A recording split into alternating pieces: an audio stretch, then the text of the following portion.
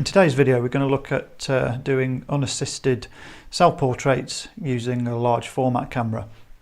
Now there's two main problems with working with a large format camera without an assistant. One of those is achieving spot-on focus on the subject, specifically in this case the focus on the eyes, and the other problem is the framing. So obviously you can't look at the ground glass and frame your portrait setup while you're sitting in the hot seat, should we say. So I'll go through some of the techniques that I've found to make this a little bit easier, and we'll go through the setup. We'll take a large format portrait of me, and then I'll deb and scan it into the computer, and we can have a look at the end result. So a quick overview of the setup. We've got the large format camera there on a tripod. We've got a main flash head with a diffuser which has actually got a grid on the front of it, and we've got another light which is a speed light with an umbrella, and I'll talk about why that speed light is positioned low down like that in a second.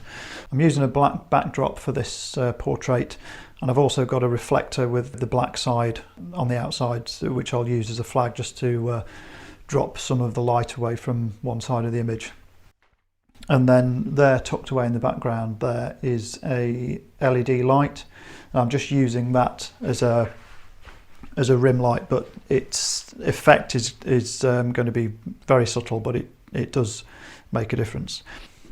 So moving round to the front of the setup, so we've got the modifier there with the grid, and this is where my seating position is. Now this strange looking thing that's hanging down off of this shoelace is my focusing guide. So what happens here is I will be sitting on the stool here, and that string with the bolt on the end of it is basically going to be in line with the tip of my nose. And the point that I'm actually going to be focusing on, if I can bring it round, is that little marker there. That marks the position of my eyes in comparison with where my nose is. That is just a guide, so when I line up the focus on the large format camera, I'll just make sure that that little flag is perfectly in focus. It's never going to be completely perfect, so when I sit down on the stool and get myself in position just so my nose is touching that bolt, I've got to make sure I stay absolutely in that position when I fire the trigger. I've just got this hanging down on this C-stand arm, so basically I can just swing this out the way once I'm sitting comfortably, and as long as I don't move, fire the shutter, hopefully we've got as good a chance as any of getting my eyes in focus. Because I'm going to be using f5.6 on this lens, which in actual fact I think is wide open, the depth of field really is minimal, so you've got to give yourself as much chance as possible, and this is a good way. I found it pretty reliable in terms of getting focus on my eye. Okay, so to do the composition and framing, the way I've worked out how to do this that works well for me is to use my mirrorless camera and just set it up so that we're looking directly at the ground glass, and then once I cover the ground glass in the dark cloth, I can use the remote app on my phone to basically view a live view of the ground glass. So I just want to get this set up so that I've got as large a view of the ground glass as I can get. It just needs to go up just a little bit. There's nothing to focus on specifically at the moment, so I'm just going to focus on the ground glass retainer there just to set that. And then so we put the dark cloth over the camera.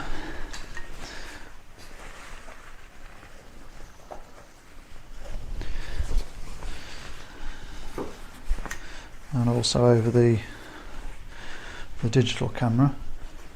That will give me a reasonable view of the ground glass screen, so I can just get myself in the right position.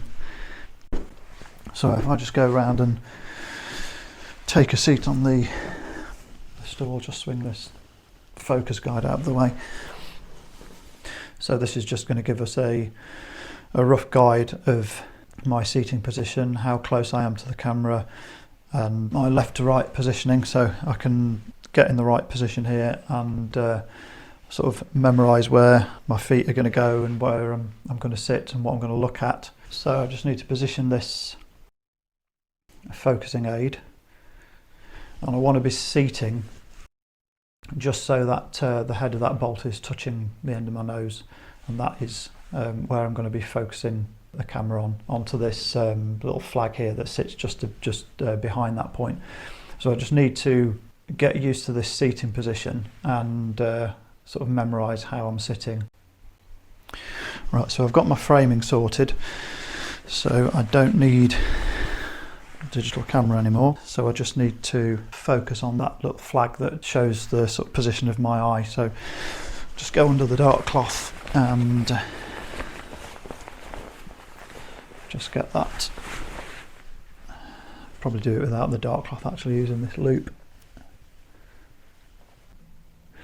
Yeah, so that's got the little flag in focus. So provided I get my seating position such that I've got my nose touching the end of that bolt, then my eye will be in focus when I take the photograph, or as close as it's going to get, really. Right, more or less ready to go now. So I said earlier about the speed light and umbrella being quite low down on the ground, and I've set that up like that because I'm wearing this cap. There'll be quite a lot of a shadow on my face, so I've just got the speed light and the umbrella just filling that area in.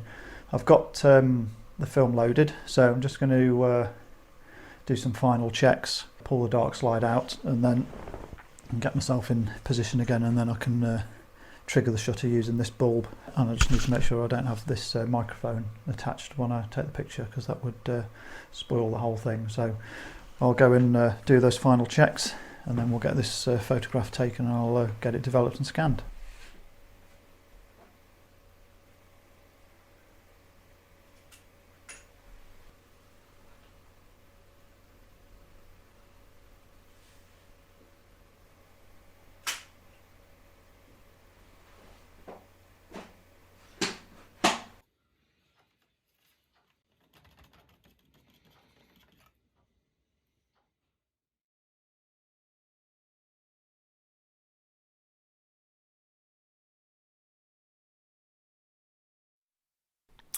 Okay, so now we're in Adobe Lightroom, and we can see the two images that I scanned in from the negative. I usually scan the negatives in two halves and stitch them together to make a finished DNG file.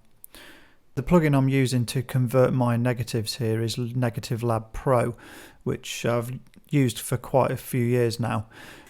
In this example, I'm just using the standard black and white conversion, so I don't need to worry about colour correction or anything here. I just want to invert the negative, and this does a good job of doing that. And I also select the option to make a copy, and I usually make a copy as a TIFF file, and I use the TIFF file to do the actual editing. Now the image that you can see on the screen now is actually the straight conversion out of Negative Lab Pro, so it's already looking pretty good here. I'm pleased with the composition, and the lighting looks pretty good as well.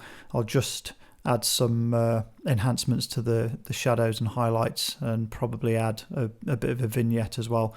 I also need to clean up some dust that is inevitable on these negatives, but I can get rid of all of that using the healing brush. So the big question is, did we manage to nail focus on my eyes? Well, unfortunately the answer to that is no. So it looks like the focus is spot on the end of my nose rather than my eyes, so that's a bit of a shame. But because the depth of field is so minimal here, it is difficult to get this absolutely perfect. The tolerance of movement is basically a few millimeters between getting my nose in focus or my eyes. So in an ideal world, probably would have taken 2 or 3 frames of this just to maximize the chances of getting it perfectly in focus. But for social media use, this image is perfectly acceptable, and to be honest, it probably looked really good printed. And unless you're going to go in and do a forensic analysis on this, you're not really going to notice that the eyes aren't tack sharp. So overall, it's a pretty good result, I think.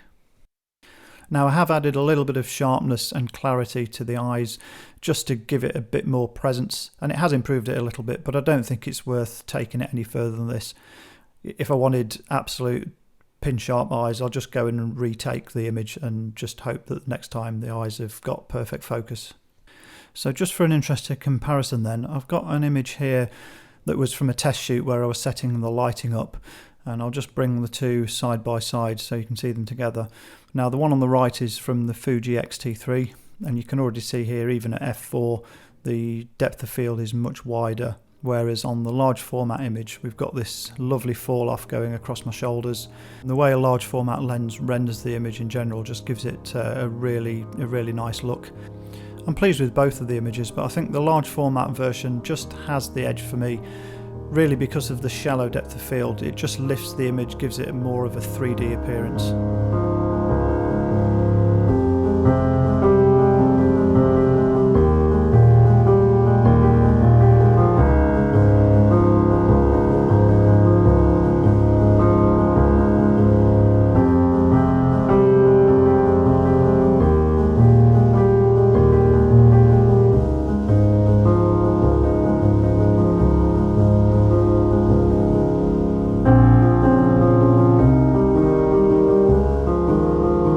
Well, I hope you enjoyed the video and hopefully you found the tips useful.